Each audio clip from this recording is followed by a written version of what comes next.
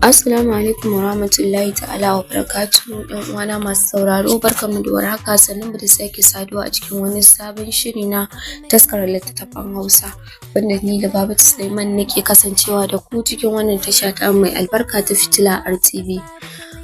A cikin wannan ƙayataccen littafi namu na Abokin Yayana, wanda shahararriyar marubuciyar Zina ta rubuta mana. To, cikin farin ciki ta tsallako daga kan gado, ta nufo falo, da saurinta ta zo ta rungume ta. Ai na sani sarai daman kina nan, kina baccin asarar nan taki.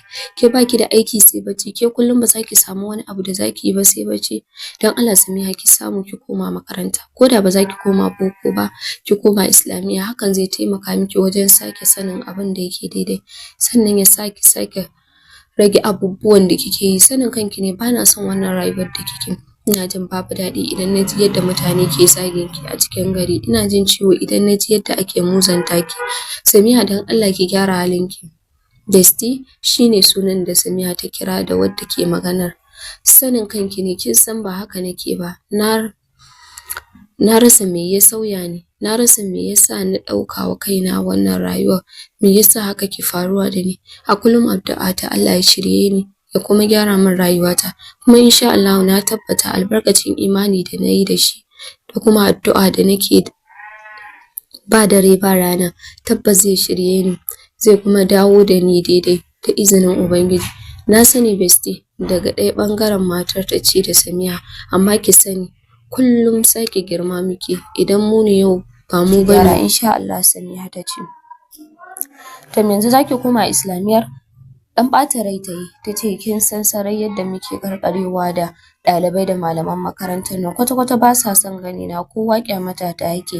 Sauran malaman kuma wasu daga cikinsu suna wulaƙanta mu saboda na ƙi karɓar soyayyarsu, na yarda na aure su na rabu da yaya dakta. Ke kin sani duk wani abu da zai nisanta ni da yaya, duk wani abu da zai nisanta ni da shi bana so, bana kuma ƙaunarsa. Na gwammace na rayu da shi kaɗai cikin duniya, ko da kuwa kullum za mu rayu cikin bani maɗaci da rayuwar azaba. Numfashi ta ja. Samiha, wani irin rayuwa ne marar ƙarshe? Basma sunan da na ji ta kira ne ya sa na waiwaya. Ita wacce aka kira da Bestie ɗazu, ashe sunanta Basma. Sun taso tun suna yara su uku a cikin unguwarsu, duk da cewa dukansu yaran talakawa ne, amma suna da rufin asiri daidai gwargwado, sannan suna rayuwa cikin farin ciki da aminci. Samiha, Basma, Nihan, su uku suka tashi a unguwarsu, babu mai jin kansu, kullum suna tare. Makaranta ɗaya suka yi, Islamiyya da boko, kafin kuma Samiha ta sauya halayyarta da ɗabi'arta saboda tsabar aminci da ke tsakaninsu, har suna suka haɗa wa junansu Nihan, Bashal. Amma yanzu ina Nihan? Ko ita ma ta guji Samiha ne? Ni kaina ban sani ba, amma bincike zai tabbatar mana da ina take. Basma, kar ki damu, a jikina nake ji insha Allah za mu rayu da yaya dakta, zai aure ni, za kuma mu yi rayuwa cikin farin ciki. Amma Samiha, ta yaya kike tunanin kun yi rayuwa irin wannan, sannan kuma kike tunanin zai aure ki?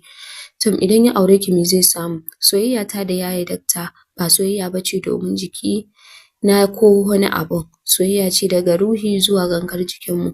Amma kuma kuke irin wannan rayuwar. Basma, ba za ki gane komai ba, ke dai ki ci gaba da taya ni da addu'a, Ubangiji ya kawo min komai cikin sauƙi alfarmar Annabi. To shikenan Samiha, insha Allah da yardar Ubangiji, kuma ina jin komai zai yi daidai insha Allah. Na gode sosai ƙawata, Allah ya saka miki da alkhairi. Na gode sosai ƙawata, ba zan taɓa mantawa da halaccin ki ba zuwa gare ni, ba zan kuma manta da ke a rayuwata ba. Ki daina min godiya, domin ba ƙawa na ɗauke ki ba, na ɗauke ki ne tamkar ƴar uwata. Bayan mahaliccina da manzonsa da kuma iyayena, son ki ne zai biyo baya. Ina son ki fiye da komai nawa, ni ma ina son ki Basma ta. Ki tashi ki ɗora mana girki. A'a, ni kam yau ba girkin da zan ɗora. Duk ranar da na zo gidan nan, gandar ki ba za ta bari ki yi girki ba. Na ƙi ɗin, sai da na ci na ƙoshi na taho. Ki ma tashi ki ɗora don Allah Basma ta. Allah, na gaji. To shikenan, bari na ɗora mana. Kin ci abincin safe ne? A'a. Wai me yasa ba kya jin magana? Me yasa kike wasa da lafiyarki? Ki kwanta ki ta bacci marar amfani, ba za ki tashi ki ci abinci ba. Ya haƙuri Bestie na, kin san bana son ɓacin ranki. Ai shikenan, Basma ta furta tana nufar kicin. Babu abin da Basma ta tsana irin Samiha ta ce bata ci abinci ba. Damuwar da ta saka a ranta har ya kai ta tana kasa cin abinci. Samiha ko murmushi ta yi tana kallon ƙawarta ta cike da farin ciki da kuma ƙaunarta. Tana ƙaunar Basma, tana son Allah ya bata abin da za ta faranta mata. A koyaushe burinta shine ganin farin cikinta. Shiga kicin ta yi ta fara ƙoƙarin ɗora musu abinci. Basma ki ɗora da yayi dakta. Na san tun da na ga bai zo da wuri ba yau a nan zai ci abincin rana. Allah ya kyauta, shine abin da Basma ta ce a zuciyarta.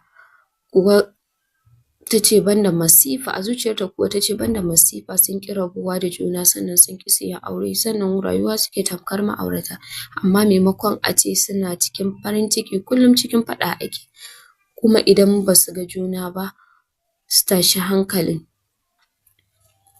Amma da ba haka suke rayuwar tasu ba, tsaftatacciyar soyayya ce a tsakaninsu. Mai ya kawo wannan sauyin? Allah ka shiga lamarin wannan bayin naka, amma tabbas ina tausaya musu, suna cikin wani hali wanda ba kowa zai fuskanta ba.